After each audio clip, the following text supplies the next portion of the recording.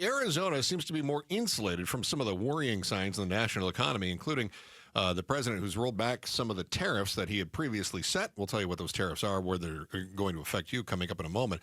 Joining us now is Valley economist and president, CEO of Rounds Consulting, Jim Rounds. Jim, great to have you on the program. The president says the economy is stronger than ever. A new report shows that we've got slowing hiring, we've got souring consumer confidence, we are missing federal data, which of course normally tells us a little bit a clearer picture, and yet Arizona continues to rank pretty well as far as future business investments. Why is it that we are so well insulated, whereas the rest of the country seems more vulnerable? That's a good question, and it gets back to why we did so poorly after the Great Recession. We had no economic development tools. We didn't know how to incentivize businesses.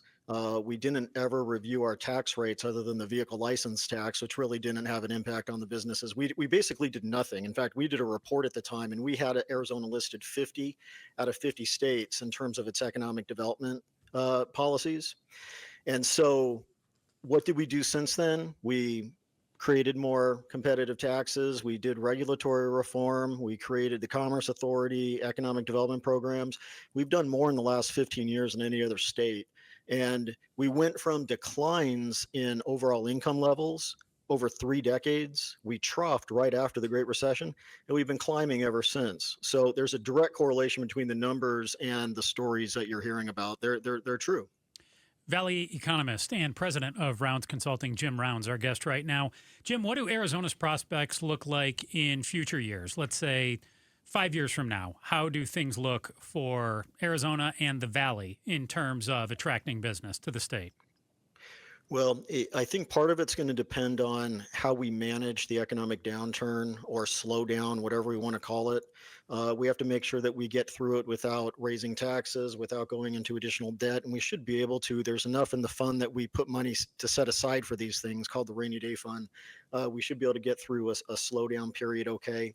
I think that we're really going to be the state to be in that remainder of the decade and then into the 2030s, just because we're so well positioned and we're on this upward trend and we're still working on things. So we're still one of the better states in terms of economic stability, but there's still more things that we can do when a lot of other states have kind of tapped out on anything new. Jim, is there anything that you're watching as far as Arizona goes that you go, boy, this number has to stay strong, and if this number changes, then we may have an issue? Is there something that you look at as being an incredible strength of Arizona that we need to continue to focus on and make sure that we remain strong? Yeah, so it's going to be the creation of higher wage jobs. And again, in the past, people just cared about how many jobs we created.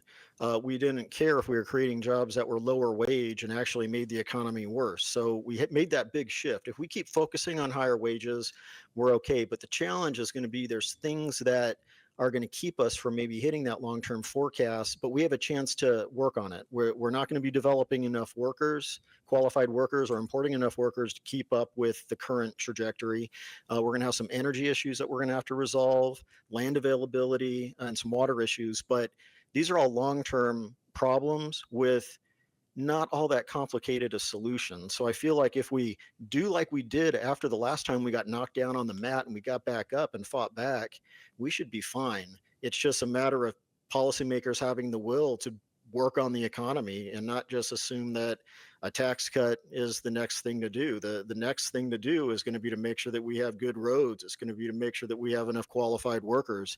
And that sounds like more of a socio-economic development item, but it's not Democrat or Republican. It's how the economy works. Jim, is there something in the policy right now that needs to be tweaked in order to make sure that we're creating and bringing in new higher wage jobs? It seems like whenever we talk about, for instance, the minimum wage in Arizona, that just turns into a political back and forth. Well, if you have a higher minimum wage, then you're going to drive up inflation and everybody loses, which seems to sound like some people want to make sure that we keep wages down.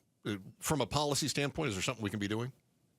Yeah, so like on minimum wage issues, I think that the minimum wage advocates for raising it are focusing on the wrong thing. What we want to do is we want to invest in productivity for those individuals to be making even more than minimum wage.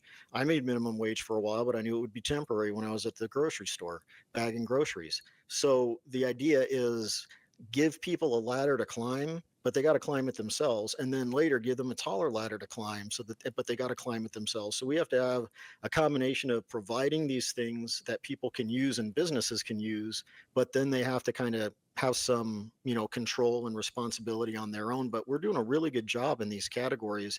I feel like the workforce development thing, I feel like there's a bunch of different groups working on it.